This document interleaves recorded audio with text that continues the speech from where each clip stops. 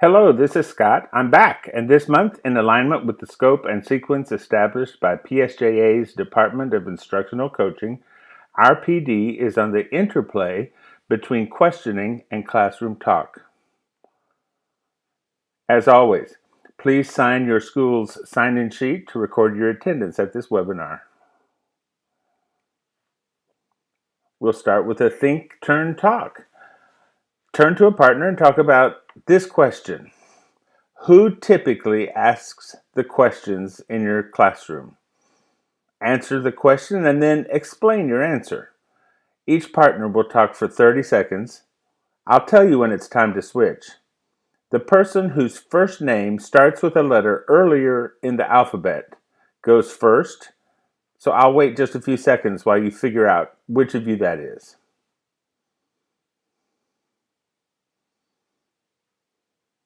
Are you ready? The question is, who typically asks the questions in your classroom? Explain your answer, and the first speaker may begin.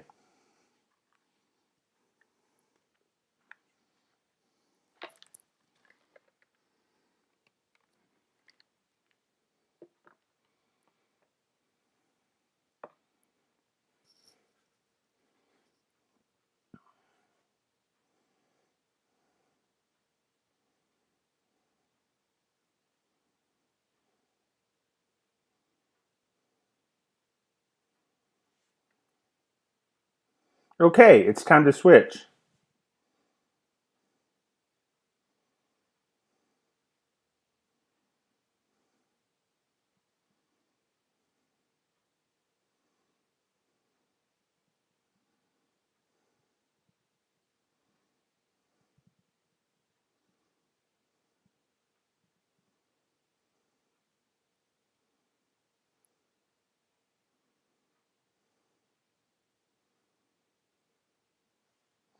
And thank you for that.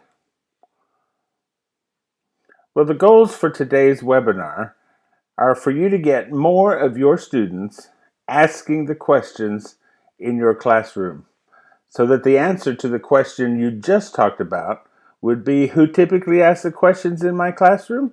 The students do. Let's talk about that. Many times now you've heard me say that the person doing the talking is the person doing the learning. Last month, we agreed that when it comes to questioning, that means that the person doing the answering is the person doing the learning. This month, we're tweaking it just a bit more. The person doing the asking is the person doing the learning. Up until now, we've been talking about teachers asking probing, higher order thinking questions. So, what do I mean when I say that the person doing the asking is the person doing the learning? To answer that question, let's look at the Student Effectiveness Rubric for questioning, and you'll find it in this month's newsletter. Now, looking at the rubric, you'll see that we're looking for students to ask the questions. In fact, over the next several minutes, we're going to look at a number of indicators in the rubric, so just sit back and read each one as it appears.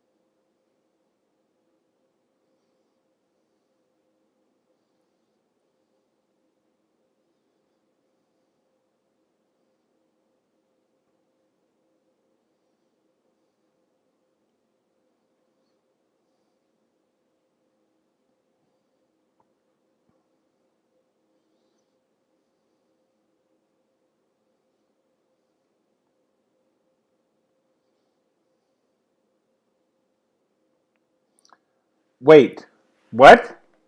Wow, really? Students ask and answer the great majority of the questions? Yes, in a demonstrating classroom, students are the ones doing the asking. And remember, the person doing the asking is the person doing the learning. Right about now, you might be imagining your students staring back at you with blank faces and no questions on their lips. Or maybe a sassy student says, "Hey, you're the teacher, miss. You ask the questions." So how do we get the students to ask the questions? If you'll stay alert for questions, you'll find that you already have lots of student questions available. Here's one example. Many of us use 3-2-1 exit tickets nearly every day. The prompts vary from teacher to teacher and from lesson to lesson, but invariably, one of the prompts asks students to write one or more questions they still have about the topic. So what do we do with these exit tickets? Too often they find their way to the bottom of our teacher bag. Instead, why not mine these exit tickets for student questions? Like the question above, the teacher could begin the next day's lesson by asking Diego to pose his question to the class. In fact, the teacher could hand the index card back to Diego so there's no delay while he's trying to remember what he wrote.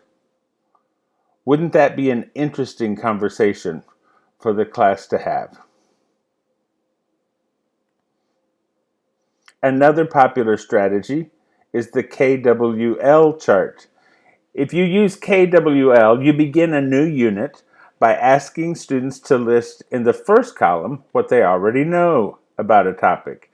And in the second column, students write what they want to know about the topic, which means that every item in column 2 is a student question, either explicit or implied. So the teacher can have students pose these questions all throughout the unit.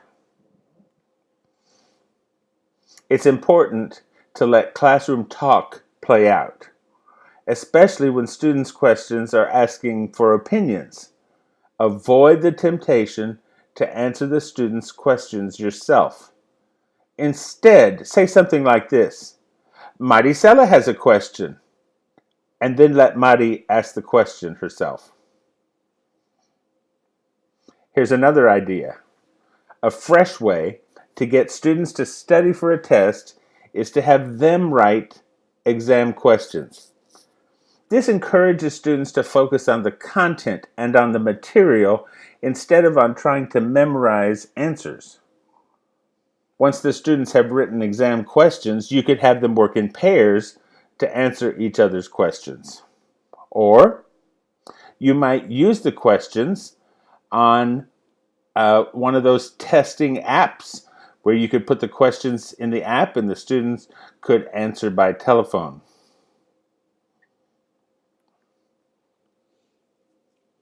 Another thing you can do is to have students work on a task or a problem and then use writing to learn, so that every time a student is unsure of what the next step in the problem is or how to move forward, you have the student turn to his journal and write down a question that would lead him to the answer.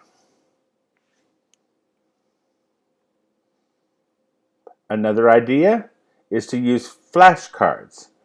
Have students each prepare 5 or 10 flashcards with questions on one side and the answers on the other side, and the students could pair up and ask each other their questions. But be careful though, flashcard questions are almost always lower order thinking questions. Finally, as an exit ticket one day, just give students this prompt. What question should I have asked today to help you understand more? You could pick up those questions and start the next day's lesson by asking some of those questions. It's a great idea to teach your students Bloom's taxonomy and then have them evaluate their own questions, and yours for that matter, in terms of lower and higher order thinking. And then teach your students that as they're writing questions, they should reach for higher order thinking questions. One way to help students do that is to give them question stems, perhaps a handout or a poster in the room where the students can see. Have the students pose questions to the class using the question stems. Well, that's a number of ideas for how to get kids asking questions in class. And we'll continue our conversation on getting kids to ask the questions during our face-to-face PD this month.